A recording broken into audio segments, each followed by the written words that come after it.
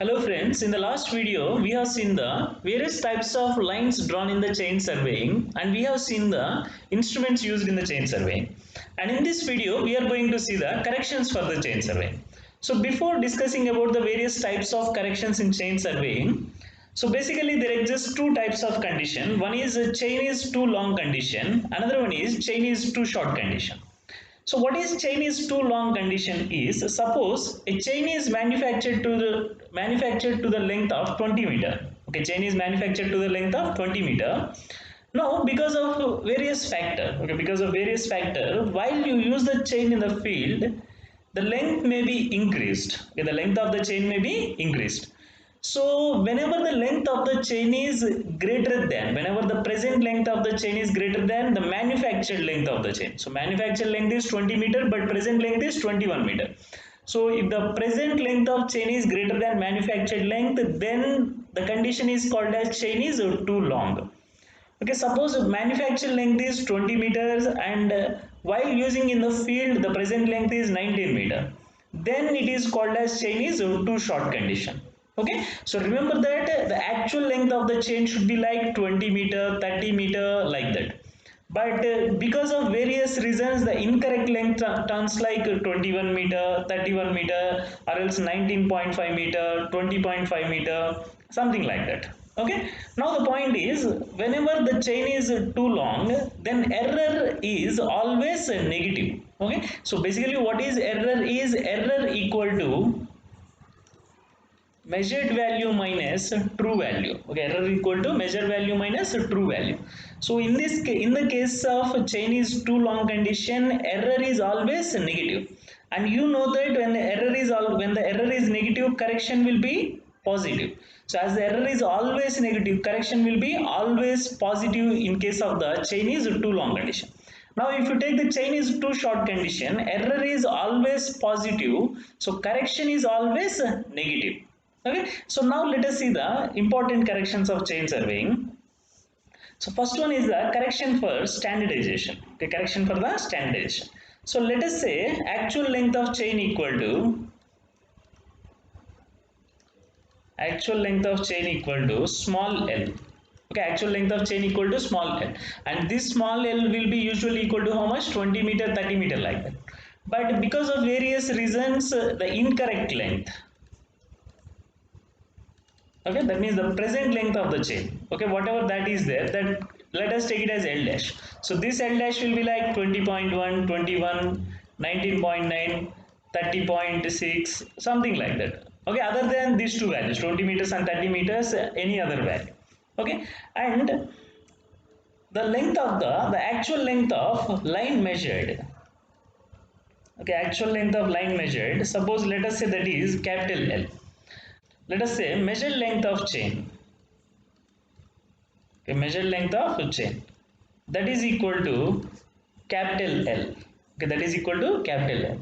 Now if you want to determine the correction for standardization, okay, if you want to determine the correction for standardization, let us consider as CS equal to L dash minus L divided by L into capital L dash. Okay, in the field always we will know the measured length, and from the measured length we have to determine the actual length of the line. So how to determine the actual length of the line? To the measured length, if you apply this correction, then you will get the actual length of the line.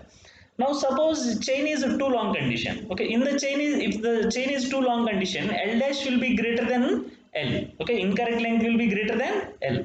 Then in that condition, what will be the correction? Correction will be positive because L dash is greater than L. So this value will become positive here. Okay, and suppose if the it is chain is too short condition, then what happens? This value will be negative and correction will be negative. So already we have seen here, if the chain is too long, correction is always positive. If the chain is too short, correction is always negative. So this is the formula for the correction for standardization. And next one is correction for the slope. So let us represent like C slope. So suppose you are measuring the distance on a terrain like this. Okay, you are measuring the distance on a terrain like this. Now what is the actual distance we need is, we need the horizontal distance. Okay, remember that in chain surveying we always measure what? Horizontal distance. But while placing the chain, we will place the chain like this. Okay, we will place the chain like this. So the point is we are measuring the sloping distance here. So whatever this sloping distance is there, that is not the actual distance, that will be the measured distance, and this is the actual distance. Okay, and whatever this height is there, suppose let us say this is h. That means you know the difference between the elevation, so you can know this h value. So once if you know this h value, the formula for correction for slope is minus h square by 2l dash. Okay, minus h square by 2l dash. And remember that this correction for slope is always negative. Correction for slope is always negative. Correction for standardization is either positive or negative, but correction for slope is always negative, remember that. Okay, then next one is correction for the temperature. Okay, correction for the temperature. So this correction for temperature is C temperature equal to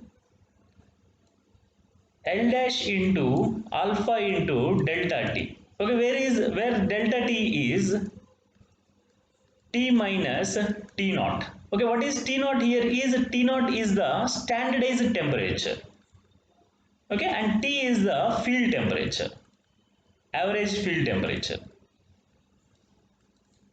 Now the thing is, okay, suppose if the average field temperature is greater than standardized temperature, then what will be the correction for temperature? Positive. Suppose if T is less than T naught, then it will be negative. Now the thing you have to know is this correction for temperature can be positive or negative.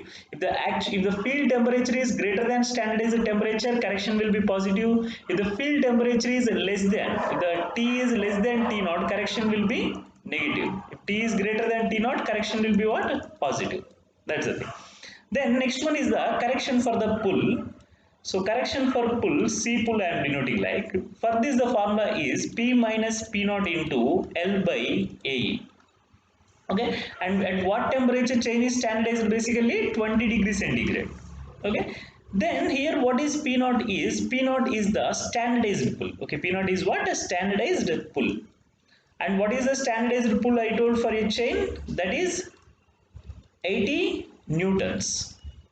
Okay, chain standardized pull is 80 newtons. Okay, now again this correction for pull will be sometimes positive and sometimes negative. Suppose if the applied pull, P is what here? P is the applied pull.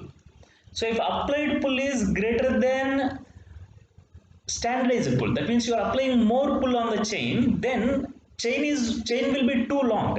Okay, so in that condition what will be the correction? Positive. If P is less than P naught, then what happens?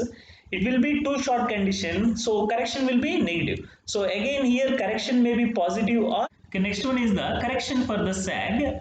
What is sag is basically in the field you have to hold the chain horizontally like this. Okay, you have to hold the chain horizontally like this. But because of the self weight of the chain or self weight of the tape, chain will be subjected to sag like this. Okay, chain or tape will be subjected to sag like this.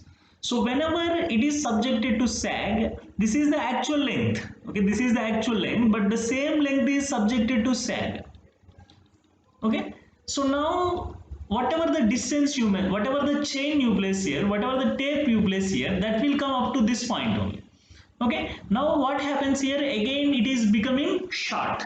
Okay, so the thing is here correction for sag is like chain is too short condition, that means correction will be always negative. Okay, correction will be always negative. Okay, now the formula for the correction for sag is C sag equal to minus W square L cube by 24 P square. So what is W here is W equal to weight of the tape per unit length. Weight of the tape per unit length. Okay, then what is L is L equal to unsupported length of tape. L equal to what? Unsupported length of tape. Okay, what is unsupported length is, suppose you are holding the tape at one end here, another end here, then this will become the unsupported length. But sometimes what we may do is, suppose the tape is 20 meters, let us say, or else 30 meters, let us say. Then we may place one support here to hold the tape. Then in this condition, even if this is the whole length of the tape, okay, this is the whole length of the tape, we will take this as the unsupported length. Okay, we will take this as the unsupported length. Okay, so hope it is clear what is this unsupported length. So L equal to unsupported length here. Then what is P? Is P equal to applied pull. Okay, so if you substitute these things here, then you will get the correction for the sag. Remember that correction for sag is always negative, and you can write this equation like minus capital W square L by 24 P square. Then whatever this capital W is there, capital W equal to total weight of tape. Okay, capital W equal to what? Total weight of tape. Okay, so if you take weight of tape per unit length, you have to take like W square, small W square L cube, and if you take the total weight of the tape, you have to take like capital W square L. Okay, that's the difference. Okay, and next one is correction for the mean sea level. Okay, what is this correction for mean sea level? Is suppose this is the earth surface. Okay, this is the earth surface.